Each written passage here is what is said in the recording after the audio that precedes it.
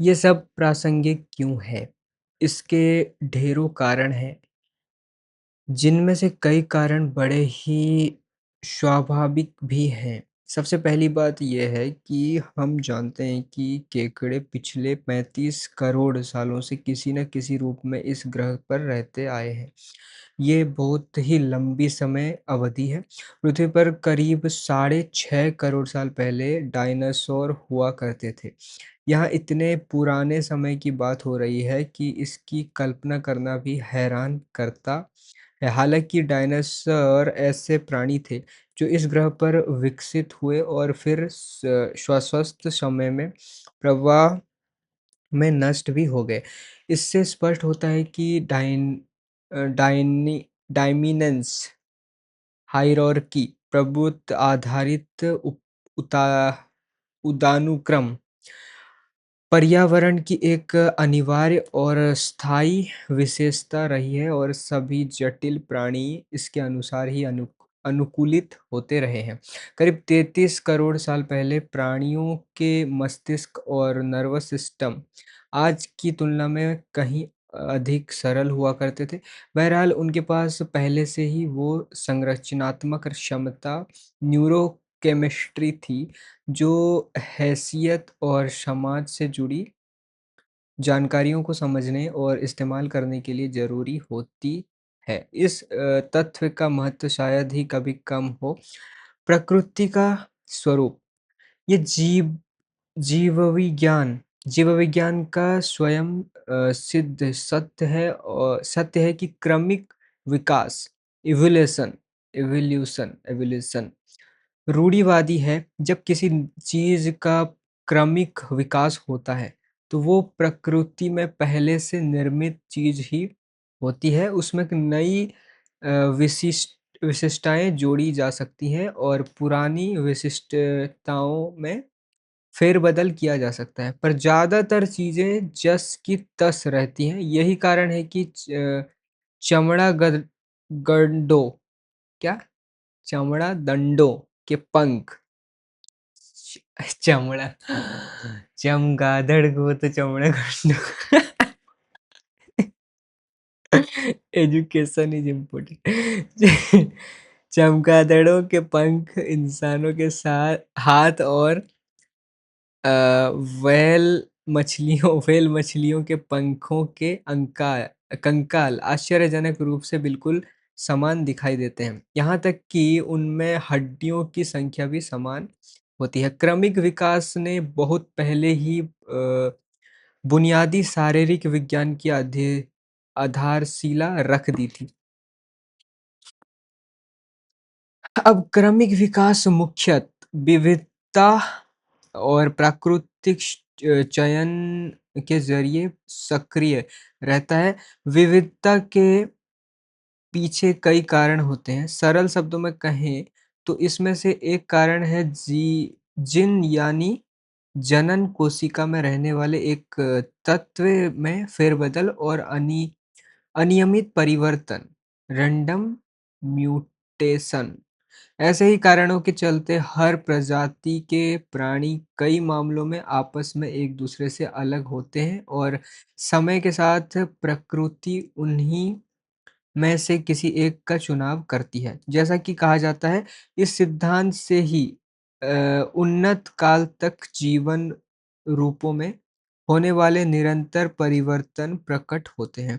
पर इससे कई और सवाल खड़ा हो जाता है। प्राकृतिक चयन में वास्तव में प्रकृति का अर्थ क्या है? प्राणी जिसके अनुसार अनुकूलित होते हैं, वो पर्यावरण वास्तव में क्या है? हम प्रकृति और पर्यावरण को लेकर कई धारणाएँ बना लेते हैं। हमारी इन धारणाओं का कोई न कोई परिणाम भी ज़रूर सामने आता है। मार्क टेन ने एक बार कहा था कि ऐसा नहीं है कि हम जो नहीं जानते, उसके कारण परेशानी में पड़ते हैं। असल में तो इसका कारण हमारी धारणाएँ हैं। पहली बात तो ये है कि प्रकृति के बारे में ये धारणा बहुत आसान आसानी से बनाई जा सकती है कि ये कोई स्थिर चीज़ है, पर ऐसा नहीं है। कम से कम सरल अर्थों में तो ऐसा कतई नहीं है। ये एक ये एक ही समय में स्थिर भी है और गतिशील भी। पर्यावरण चयन करने वाली प्रकृति स्वयं भी रूपांतरित होता है। चीनी दर्शन आयुवाद के लोकप्रिय प्रतीक यिन और यांग इसे बड़ी खूबसूरती से दर्शाते हैं। आयुवादियों ताओवादियों के लिए वास्तविकता 2 विरोधी सिद्धांतों से मिलकर बनती है, जिन्हें अक्सर श्रेयोचित और पौरुष पौरुष के रूप में देखा जाता है। आसान शब्दों में समझने के लिए इन्हें स्त्री और पुरुष भी कहा जा सकता है। हालाँकि इन और यांग को अराजकता, अव्यवस्था और व्यवस्था के तौर पर अधिक सटीक ढंग से समझा जा सकता है। ये ताओवादी प्रतीक एक चक्र जैसा होता है, जिसमें 2 जुड़वा नाग जैसी आकृतियाँ सिर से लेकर पूँछ तक घिरी होती हैं। काले रंग की आकृति अराजकता का प्रतीक है, जिसके सिरे पर एक सफ़ेद बिंदु बिंदु होता है, जबकि व्यवस्था की प्रतीक सफ़ेद आकृति के सिरे पर एक काला बिंदु होता है। ऐसा इसलिए है क्योंकि अराजकता और व्यवस्था न सिर्फ अनंत रूप से एक दूसरे के विपरीत हैं, बल्कि कभी भी एक दूसरे की जगह ले सकते हैं। हालाँकि ऐसा नहीं है कि ये इससे अलग नहीं हो सकते। यहाँ तक कि सूर्य के भी अस्थिरता के अपने चक्र होते हैं। इसमें भी ऐसा कुछ नहीं है, जिसे ठीक नहीं किया जा सकता। हर क्रांति एक नई व्यवस्था को जन्म देती है। हर मृत्यु दरअसल प्रकृति को विशुद्ध रूप से स्थिर या गतिहीन मानने से गंभीर त्रुटियाँ पैदा होने की आशंका होती है। प्रकृति चयन करती है। चयन के इस विचार में स्वास्थ्य का विचार अंतर्निहित होता है। असल में स्वास्थ्य का ही चयन होता है। मोटे तौर पर स्वास्थ्य तो नहीं है ये, स्वास्थ्य का अर्थ इस संभावना से ही प्राणी इस पृथ्वी को अपनी संतानों संतानें देकर जाएगा, यानी समय के साथ उनकी जनन कोशिका का विस्तार होगा। स्वास्थ्य में योग का अर्थ है पर्यावरण की ज़रूरत के अनुसार अलग-अलग प्राणियों की जीव विशेषताओं में अपनी आपसी मिलन का संभव होना। अगर पर्यावरण की इस ज़रूरत को स्थिर मान लिया जाए और अगर प्रकृति को अनंत और कभी न बदलने वाला मान लिया जाएगा, तो इसका अर्थ होगा कि क्रमिक विकास, रैखिक सुधारों की एक भी न खत्म एक कभी न खत्म होने वाली श्रृंखला श्रृंखला है और स्वास्थ्य कोई ऐसी चीज़ है जिसका समय के साथ सही-सही अनुमान लगाना संभव है। क्रमिक विकास का विक्टोरियन विचार जो आज भी काफ़ी सशक्त है और जिसमें इंसान शिखर पर होता है, प्रकृति के इसी मॉडल का एक आंशिक परिणाम है। इससे ये गलत धारणा जन्म लेती है कि प्राकृतिक चयन का कोई एक स्थान पर्यावरण के लिए बढ़ती योग्यता है और इससे एक स्थिर बिंदु के तौर पर देखा जा सकता है।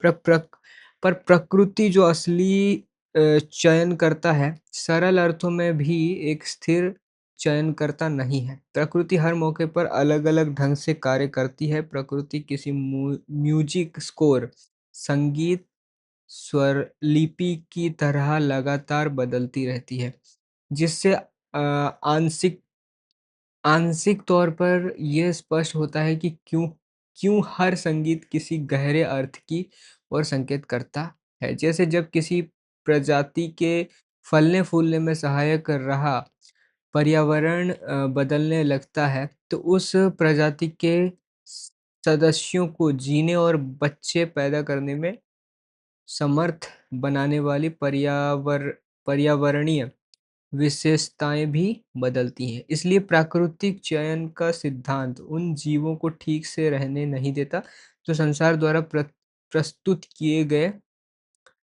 नमूने से सटीक रूप से मेल खाते हैं। ये मामला दरअसल कुछ ऐसा है, मानो ये प्राणी प्रकृति की धुन पर ही नाच रहे हों, जबकि ये उनके लिए घातक हो सकता है। जैसा कि एलिस इन वंडरलैंड नामक फंतासी कथा में रेड स्कीन कहती है, मेरे राज्य में तुम्हें एक जगह स्थिर रहने के लिए भी पूरी सख्ती में दौड़ना होगा। किसी एक बिंदु पर रुका या अटका हुआ कोई भी प्राणी विकास नहीं कर सकता, भले ही वो कितना भी शक्तिशाली क्यों ना हो। प्रकृति केवल गतिशील भी नहीं है, कुछ चीजें बड़ी जल्दी बदल जाती हैं और वे अक्सर उन चीजों में निहित होती हैं जिन्हें बदलने में काफी समय लगता है। संगीत का भी अक्सर यही व्याहारूप होता है। जैसे पन पत्तियाँ पेड़ों की तुलना में जल्दी बदल जाती हैं और पेड़ जंगल की तुलना में जल्दी बदल जाते हैं। इसी तरह मौसम भी जलवायु की तुलना में तेज़ी से बदलता है। अगर ये सब इस तरह नहीं हो रहा होता तो क्रमिक विकास की रूढ़िवादिता कारगर ना होती, क्योंकि उस स्थिति में हाथों से लेकर हथियारों तक की मूल आकृति उतनी ही तेजी से बदलती, जितनी तेजी से इंसानी बाहों की हड्डी की लंबाई और उँगलियों की पचलता बदलती है। दूसरे शब्दों में कहें तो ये व्यवस्था के भीतर मौजूद अराजकता जैसा है, जो स्वयं अराजकता के अंदर मौजूद है, और ये अराजकता भी उच्चतम व्यवस्था का ही एक हिस्सा है। सबसे सच्ची व्यवस्था वही है जो सबसे कम बदलती है, पर ऐसी व्यवस्था आसानी से नजर नहीं आती। जैसे जब कोई व्यक्ति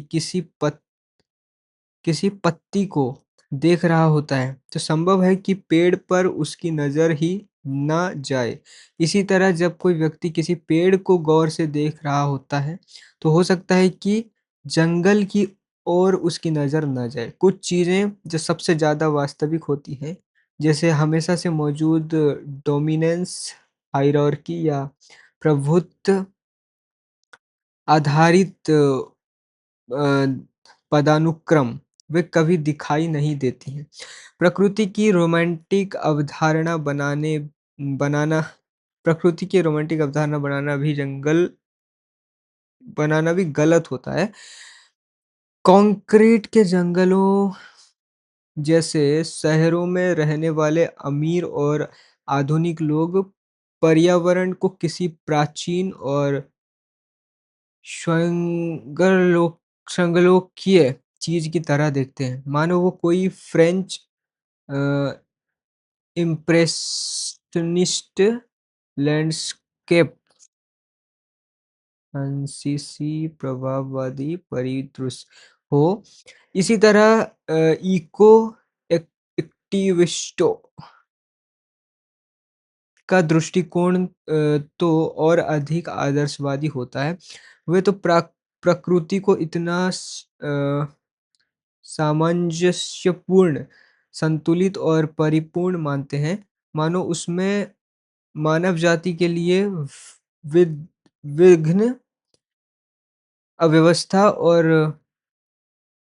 विध्वंस हो ही नहीं। दुर्भाग्य से एलिफेक्टियासिस एलिफेंटियासिस सुईपत की बीमारी और गिनी व वमश संक्रामक रोग फैलाने वाले कीड़े, एनाफिलिश मच्छर और मलेरिया, भुखमरी पैदा करने वाली सूखे की समस्या, एडस और ब्लैक प्लेग जैसी चीजें भी इसी पर्यावरण का हिस्सा हैं। हम प्रकृति के इन पहलुओं को लेकर सकारात्मक ढंग से नहीं सोचते, जबकि ये भी प्रकृति के सकारात्मक पहलुओं जितने ही वास्तविक हैं। क्योंकि इन्हीं चीज़ों के कारण हम निरंतर अपने परिवेश को सुधारने में लगे रहते हैं, अपने बच्चों की सुरक्षा करते हैं, शहरीकरण करते हैं, परिवहन प्रणालियाँ विकसित करते हैं और भोजन व ज बिजली पैदा करते हैं। अगर ये प्रकृति, जिसे हम मानव अस्तित्व की जननी मानते हैं, हमें नष्ट करने पर नहीं तुली होती, तो हमारे लिए इस संसार में प्रकृति के साथ सामंजस्य बिठाकर जीना बहुत आसान होता। ये विचार हमें तीसरी अवधारणा की ओर ले जाती है कि प्रकृति उन सांस्कृतिक रचनाओं से बिल्कुल अलग होती है, जो उसके संरक्षण में फलती-फूलती है। अव्यवस्था के भीतर मौजूद व्यवस्था और अस्तित्व की व्यवस्था जितनी पुरानी होती है, उतनी ही प्राकृतिक होती है, क्योंकि प्रकृति ही असली चयन करता है और इसकी जो विशेषता जितनी पुरानी होती है, उसे चयन के लिए और जीवन को आकार देने के लिए उतना ही अधिक समय मिल चुका होता है। इस बात से कोई फ़र्क नहीं पड़ता कि वो एक भौतिक विशेषता है या फिर जैविक, सामाजिक या सांस्कृतिक विशेषता है।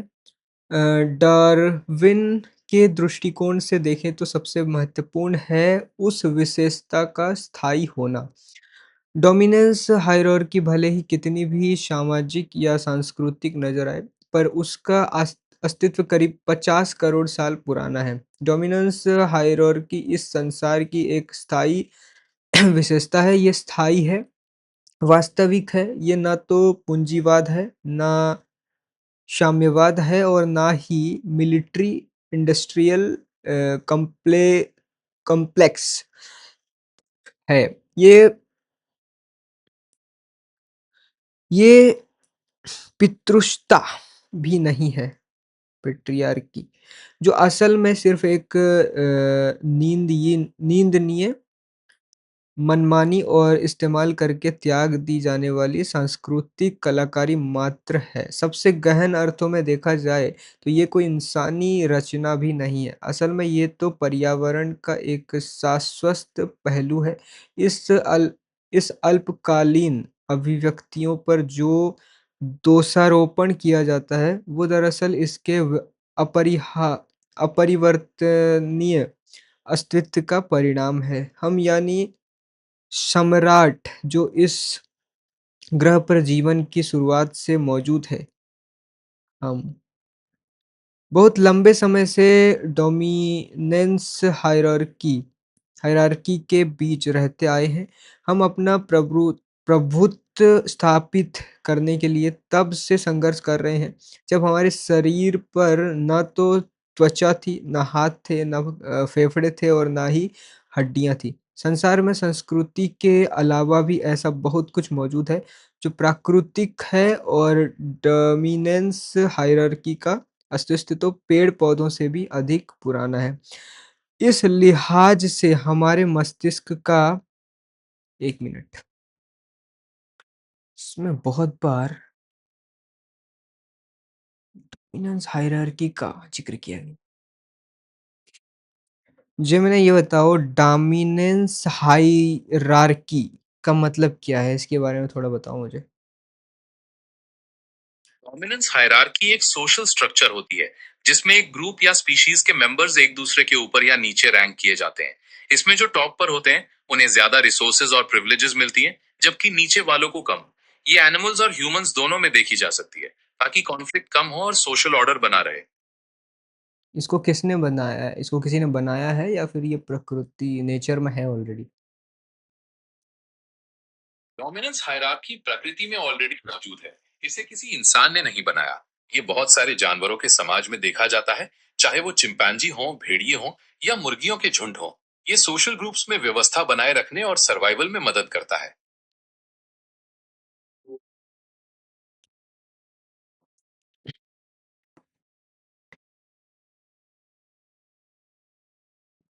डोमिनस हायरार्की हमारी स्थिति पर नज़र रखता है। असाधारण रूप से प्राचीन और मौलिक है। ये प्रधान नियंत्रण प्रणाली है जो हमारी धारणाओं, मूल्यों, भावनाओं, विचारों और कार्यों के निरंतर संशोधित करती रहती है। ये हमारे अस्तित्व के सचेत और अचेतन हर पहलू को सशक्त रूप से प्रभावित करती है। इसलिए जब कभी हम किसी संघर्ष में पराजित होते हैं, तो काफ़ी हद तक उन फेफड़ों की तरह व्यवहार करते हैं, जो किसी युद्ध में पराजय का श उन केकड़ों की तरह व्यवहार व्यवहार करते हैं, जो किसी युद्ध में पराजित का सामना कर चुके हैं। पराजित होने के बाद हमारी शारीरिक मुद्रा में झुकाव आ जाता है। हम अपनी नज़रें नीची रखते हैं और स्वयं को आहत, अ, चिंतित, कमज़ोर और खतरे से घिरा हुआ महसूस करने लगते हैं। ब्रेक।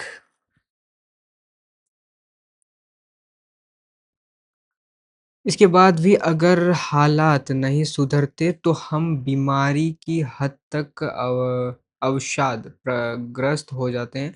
ऐसी स्थिति में हम उस तरह संघर्ष नहीं कर पाते जिस तरह का संघर्ष जीवन में ज़रूरी होता है। तब हम मोटी चमड़ी वाले उन लोगों के लिए एक आसान शिकार बन जाते हैं जिन्हें दूसरों को तंग करने में मज़ा आता है। ऐसा नहीं है कि इंसानों और केकड़ों के बीच सिर्फ़ व्यवहार और अनुभव संबंधी समानताएँ हों, हमारी मूलभूत न्यूरोकेमिस्ट्री भी समान होती है।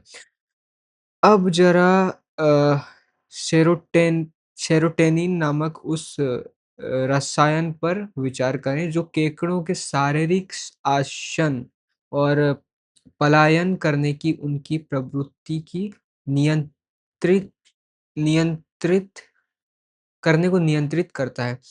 डोमिनेंस हायरार्की में निचले स्तर वाले केकड़े के शरीर में सेरोटोनिन का स्तर अपेक्षाकृत काफ़ी कम होता है। डोमिनेंस हायरार्की में निचले स्तर पर मौजूद इंसानों पर भी यही बात लागू होती है। हर पराजय के साथ ये स्तर और कम होता जाता है। शरीर में कम सेरोटोनिन का अर्थ है आत्मविश्वास की कमी। तनावपूर्ण स्थितियों में ज़रूरत से ज़्यादा प्राकृतिक और आपातकालीन स्थितियों में गहरी शारीरिक तैयारी, क्योंकि डोमिनेंस हायरार्की में निचले स्तर पर मौजूद प्राणियों के साथ कभी-कभी कुछ भी हो सकता है और अक्सर बुरा ही होता है। कड़े खोल वाले समुद्री जीवों की तरह ही इंसानों के मामले में भी कम सेरोटोनिन का अर्थ है कम आनंद और अधिक तकलीफ व चिंता, अधिक बीमारियां और छोटा जीवन काल। जबकि डोमिनेंस हायरार्की में उच्च स्तर पर मौजूद प्राणियों को जिनके शरीर में सेरोटोनिन की मात्रा अधिक होती है, कम से कम बीमारियों और तकलीफों का सामना करना पड़ता है। उनके बीच मृत्यु दर भी कम होती है। यहाँ तक कि जब पूर्ण आय या खराब भोजन जैसे कारण भी उस जस के तस हों, तब भी उनके साथ यही स्थिति बनी रहती है। ये सब महत्वपूर्ण तथ्य हैं, जिन्हें कतई नज़रअंदाज नहीं किया जा सकता। ये बहुत गहरी बात है, समझने में टाइम लगेगा। उच्च और निम्न आपके अंदर बहुत गहराई में, आपके विचारों और भावनाओं के तल से भी नीचे आपके मस्तिष्क के आधार में एक गहन मौलिक अ, कैल्युलेस कैलकुलेटर होता है। ये कैलकुलेटर इस बात पर नज़र रखता है कि आपकी सामाजिक स्थिति क्या है। इस बात को आसानी से समझने के लिए मान लेते हैं कि वो कैलकुलेटर आपकी स्थिति का आंकलन 1 से 10 के पैमाने पर करता है। अगर आप पहले नंबर पर हैं, तो सामाजिक रूप से आपकी हैसियत सबसे ऊँची है और आपकी सफलता बहुत बड़ी है। और अगर आप एक पुरुष हैं, तो सर्वश्रेष्ठ निवास स्थान और खान-पान तक आपकी पहुँच होगी और इन मामलों में आपको सबसे पहले विशेष अधिकार प्राप्त होगा। आपका पक्ष लेने, आपको आपको समर्थन देने और आपके लिए कुछ करने के लिए बाकी लोगों के बीच होड़ होगी। रोमांस और यौन संबंधों के लिए आपके पास असीम अवसर होंगे। आप एक सफल केकड़े की तरह हैं और सबसे आकर्षक मादाएँ यानी स्त्रियाँ आपका ध्यान खींचने के लिए लालित रहेंगी और उनके बीच आपको पाने की होड़ होड़ लगी होगी। और अगर आप एक स्त्री हैं, तो सबसे उच्च गुणवत्ता वाले पुरुषों तक आपकी पहुँच होगी, जो अच्छी लंबाई और सुगठित शारीरिक होंगे अ, शरीर शरीर वाले होंगे। इसके साथ ही वे रचनात्मक, विश्वसनीय, ईमानदार और उदार होंगे। अपने पुरुष सहयोगी की तरह ही आप भी संभोग के लिए तैयार अन्य स्त्रियों जो उतनी ही प्रतिस्पर्धी भी होंगी, के बीच अपनी ऊँची हैसियत बनाकर रखने या उसे बढ़ाने के लिए क्रूर और निर्दयी ढंग से प्रतिस्पर्धा करेंगी। हालाँकि इसकी संभावना बहुत कम है कि ये सब करने के लिए आप शारीरिक आक्रामकता का इस्तेमाल करेंगी, क्योंकि आपके पास इसके लिए कई प्रभावशाली मौखिक चालें और रणनीतियाँ हैं। इनमें प्रतिस्पर्धी स्त्रियों को नीचा दिखाने या उनका अपमान करने की रणनीति भी शामिल है और संभव है कि आप इस रणनीति का विशेषज्ञ हों। अगर आप इस पैमाने पर 10वें स्थान पर हैं, यानी अगर आप निम्न हैसियत वाले हैं, तो भले ही आप पुरुष हों या स्त्री, इस बात की प्रबल संभावना होगी कि आपके पास सर छुपाने की जगह ही ना हो और अगर थोड़ी-सी जगह हो भी, तो अच्छी ना हो। और अगर आप भूख से नहीं मर रहे होंगे, तो आपके भोजन की गुणवत्ता निश्चित रूप से वाहियात होगी। आपकी शारीरिक और मानसिक स्थिति कमज़ोर होगी। आपके साथ रोमांस करने में सिर्फ़ उसी को रुचि होगी, जिसका हालत आप ही की तरह खराब होगी। आपके बीमार पड़ने, जल्दी बूढ़े होने और कम उम्र में मरने की संभावना काफ़ी ज़्यादा होगी। आपकी मौत पर आँसू बहाने वाले की संख्या भी बहुत कम ही होगी। यहाँ तक कि पैसा भी आपके लिए कोई विशेष उपयोगी नहीं होगा, क्योंकि आपको पता ही नहीं होगा कि पैसे का सही इस्तेमाल कैसे करें। अगर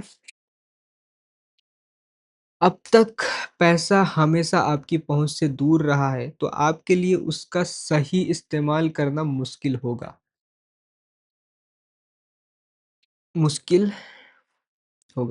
हो सकता है कि पैसे के कारण आप ड्रग्स और शराब जैसी खतरनाक चीज़ें के लती बन जाएँ, क्योंकि अगर आप लंबे समय से आनंद से वंचित रहे हैं, तो इन चीज़ों की लत जल्दी लगती है। पैसा आपको उन लोगों के लिए एक आसान लक्ष्य बना देगा, जो समाज में निम्न हैसियत वालों का पोषण करते हैं शोषण करते हैं और मनोरोगी या अपराधी प्रवृत्ति के हैं। डोमिनेंस हायरार्की के निचले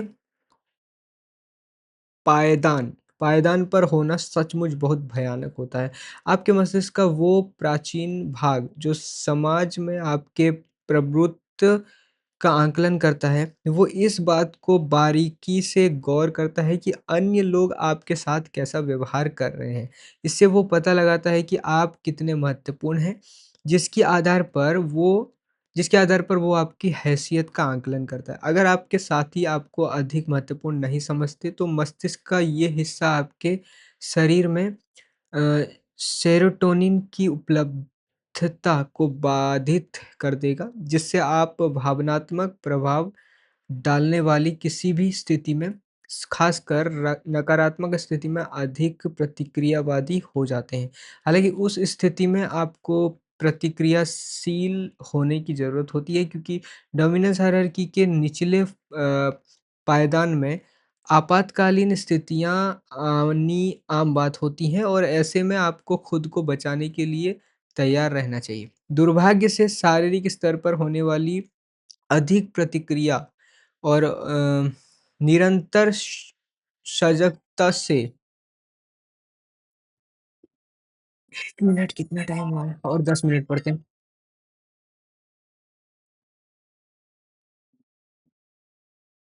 और 10 मिनट के। दुर्भाग्य से शारीरिक स्तर पर होने वाली अधिक प्रतिक्रिया और निरंतर सजगता से आपकी बहुत सी कीमती ऊर्जा बर्बाद हो जाती है। इसी प्रतिक्रिया को तनाव कहा जाता है और इसे किसी भी लिहाज से देखें, ये मुख्यतः मनोवैज्ञानिक ही होती है। ये आपके जीवन की दुर्भाग्यपूर्ण परिस्थितियों की वास्तविक बाधाओं का प्रतिबिंब होती है। डोमिनेंस हायरार्की के निचले पायदान पर होने से हमारे मस्तिष्क का वो प्राचीन हिस्सा जो हमारी स्थिति पर नज़र रखता है, ये धारणा बना लेता है कि छोटी से छोटी अनपेक्षित बाधा भी नकारात्मक समस्याओं की एक बेकाबू श्रृंखला बन सकती है, जिससे हमें अकेले ही निपटना होगा, क्योंकि जीवन में ऐसे दोस्तों की संख्या अक्सर बहुत कम ही होती है जो सचमुच आपके काम आते हैं। आप घबराहट में आकर अपने बचाव में कुछ भी करने के लिए शारीरिक रूप से हमेशा तत्पर रहते हैं और इस तरह वर्तमान में ही उस ऊर्जा को निरंतर खर्च करते रहते हैं जिसे आप भविष्य के लिए बचाकर रख सकते थे। जब आपको ये नहीं पता होता कि क्या करना होगा, तो आप कुछ भी करने को तैयार रहते हैं, क्योंकि क्या पता कब किस चीज़ से निपटना पड़े। ये कुछ ऐसा है मानो आप अपनी कार में बैठे हुए हैं और आपने क्लच और ब्रेक दोनों को ही एक साथ दबा रखा है। बहुत देर तक इसी स्थिति में रहने से आपकी कार बंद पड़ सकती है। शरीर के मामले में भी कुछ ऐसा ही है। यहाँ तक कि वर्तमान संकट के दौरान आपके मस्तिष्क का वो प्राचीन हिस्सा आपके शरीर के इम्यून सिस्टम को भी बंद कर देगा, ताकि व्यव भविष्य के स्वास्थ्य के लिए आपकी शारीरिक ऊर्जा और संसाधन सुरक्षित रहें। ये आपके मानसिक अ, आवेगों को सक्रिय कर देगा, ताकि आप संभोग के अल्पकालिक अवसर को भी हाथ से ना जाने दें और उसका आनंद ले सकें, भले ही वो कितना भी अपमानजनक या अवैध हो। आपके मस्तिष्क का ये प्राचीन हिस्सा जब सचमुच पूरी तरह सक्रिय होता है, तो शारीरिक आनंद के किसी भी दुर्लभ अवसर का लाभ उठाने के लिए आपको लापरवाही के साथ जियो या मरो की स्थिति में छोड़ सकता है। आपातकालीन स्थितियों के लिए हमेशा तैयार और तत्पर रहने के कारण आपकी भौतिक ज़रूरतें बहुत तीव्र हो जाती हैं, जो आपको बहुत जल्द कमज़ोर बना देती हैं। अगर आप ऊँची हैसियत वाले हैं, तो आपके मस्तिष्क के प्राचीन हिस्से का प्री रिप्ली रेप रेप्टिलियन जमीन में रेंगने वाले जीवों से भी पुराना तंत्र ये धारणा बना लेता है कि आपका स्थान सुरक्षित अ, उत्पादक है और आपको अच्छा सामाजिक समर्थन प्राप्त है। वो ये मान लेता है कि आपको नुकसान पहुंचाने वाली स्थिति का आना दुर्लभ है और आपके जीवन में जो भी बदलाव आएगा वो त्रासदी आपके लिए त्रासदी के बजाय एक अच्छा अवसर ही होगा। ऐसे में आपके शरीर में सेरोटोनिन का प्रभाव सुचारू रूप से जारी रहता है। इससे आपका आत्मविश्वास बढ़ता है और आप मानसिक रूप से अस्वस्थ व शांत महसूस करते हैं। फिर आप कंधे तान कर सीधे खड़े होते हैं और फिर आपको हमेशा सतर्क रहने की आवश्यकता नहीं होती, क्योंकि आपका स्थान सुरक्षित होता है और भविष्य बढ़िया रहने की संभावना उज्ज्व उज्ज्वल होती है। दीर्घकालीन सोच और आने वाले कल को बेहतर बनाने के लिए योजनाएँ तैयार रखना उपयुक्त होता है। फिर आपको अपने सामने आने वाली तुच्छ चीज़ों को हासिल करने के लिए ज़ोर लगाने की ज़रूरत नहीं रह जाती, क्योंकि तब आप ये उम्मीद कर सकते हैं कि आपके लिए इससे भी बेहतर चीज़ें उपलब्ध होंगी। तब आप त्वरित संतुष्टि हासिल करने में मौकों को नज़रअंदाज कर सकते हैं, क्योंकि आपको पता होगा कि ऐसा करने से संतुष्टि पाने का मौका हमेशा के लिए आपके हाथ से नहीं जाएगा। तब आप एक विश्वसनीय और विचारशील नागरिक की तरह जीने का जोखिम उठा सकते हैं। तंत्र में खराबी। हालाँकि कभी-कभी आपके मस्तिष्क के सबसे प्राचीन हिस्से का ये तंत्र गलत साबित हो सकता है। ज़रूरत से ज़्यादा खाने और सोने की आदतें इसके कार्य में बाधा डाल सकती हैं।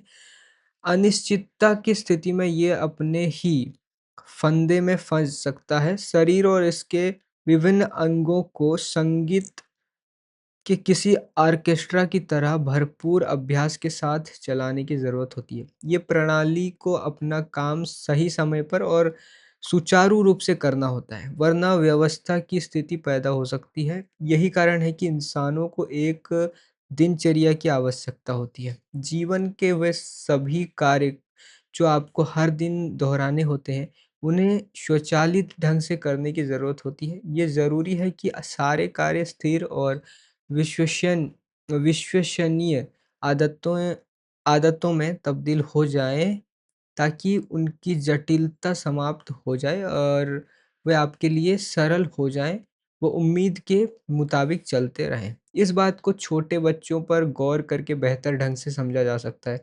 जब छोटे बच्चों का खाना और सोना सही समय पर होता है, तो वे आनंदित, हास्यपूर्ण और चंचल बने रहते हैं, और जब ऐसा नहीं होता तो वे रोते हैं, चीखते-चिल्लाते हैं और पूरा घर सर पर उठाकर आपका सारा चैन छीन लेते हैं। यही कारण है कि मैं अपने क्लिनिक में आने वाले मरीजों से उनकी दिन नींद के बारे में ज़रूर पूछता हूँ। क्या वे हर रोज़ सुबह सही समय पर उठते हैं? क्या हर रोज़ उनकी नींद लगभग एक ही समय पर खुलती है? अगर वे इन सवालों का जवाब ना मैं देते हैं, तो मैं सबसे पहले उन्हें नींद संबंधी आदतें सुधारने की सलाह देता हूँ। हालाँकि इस बात से ज़्यादा फ़र्क नहीं पड़ता कि वह हर रात एक ही समय पर सोने जाते हैं या नहीं। हर सुबह लगभग एक ही समय पर उठना ज़रूरी होता है। अगर किसी व्यक्ति की रोज़ की दिनचर्या एक जैसी नहीं है, तो उसकी एंग्ज़ायटी, चिंता और डिप्रेशन जैसी समस्याओं को आसानी से ठीक नहीं किया जा सकता। नकारात्मक भावनाओं से बचाने वाली आपकी शारीरिक प्रणालियाँ आपके शरीर की आंतरिक घड़ी की लय से बहुत मजबूती से जुड़ी होती हैं। नींद के बारे में सवाल पूछने के बाद मैं अपने मरीजों से उनकी नाश्ते की आदत के बारे में बात करता हूँ। मैं उन्हें हर रोज़ सुबह उठने के बाद जल्द से जल्द अ, वश वसा और प्रोटीन से भरपूर नाश्ता करने की सलाह देता हूँ, ना कि कार्बोहाइड्रेट और चीनी वाला नाश्ता, क्योंकि वे बहुत तेज़ी से पचते हैं और शरीर में रक्त शर रक्त शर्करा को बहुत तेज़ी से बढ़ाते घटाते रहते हैं। ये इसलिए ज़रूरी है क्योंकि चिंता और अवसाद अवसाद से ग्रस्त लोग पहले ही भारी तनाव से गुजर रहे होते हैं, खासकर तब जब उनके जीवन के हालात लंबे समय से उनके नियंत्रण में ना हो। इसके चलते कोई भी जटिल या मेहनत वाला काम करने पर उनके शरीर में इंसुलिन का स्राव बहुत तेज हो जाता है। अगर वे सुबह-सुबह ऐसा कोई काम खाली पेट करते हैं, तो उनकी रक्त नल नलिकाओं में मौजूद अतिरिक्त इंसुलिन उनकी रक्त शर्करा शर्करा को पूरी तरह साफ कर डालती है, जिससे वे पूरे दिन के लिए शारीरिक और मनोवैज्ञानिक रूप से अस्थिर हो जाते हैं। इसके बाद उनके शरीर की ये प्रणाली तब तक सु सुचारू ढंग से काम करना शुरू नहीं करती, जब तक वे एक बार फिर से लंबी नींद नहीं ले लेते। मेरे कई मरीजों की एंग्ज़ायटी की समस्या में सिर्फ़ इसलिए भारी सुधार आया क्योंकि उन्होंने रोज़ सुबह सही समय पर नाश्ता करना शुरू कर दिया और अपनी नींद संबंधी आदतें सुधार लीं। और भी कई आदतें हैं जो आपके मस्तिष्क के प्राचीन हिस्से को सटीक ढंग से काम करने की प्रणाली में बाधा डाल सकती हैं। Okay, time over.